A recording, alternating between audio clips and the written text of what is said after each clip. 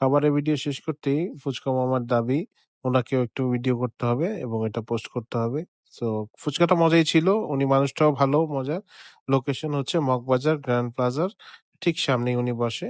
সন্ধ্যার পর থেকেই বসে। সো আপনারা ট্রাই করতে পারেন। আসসালামু আলাইকুম।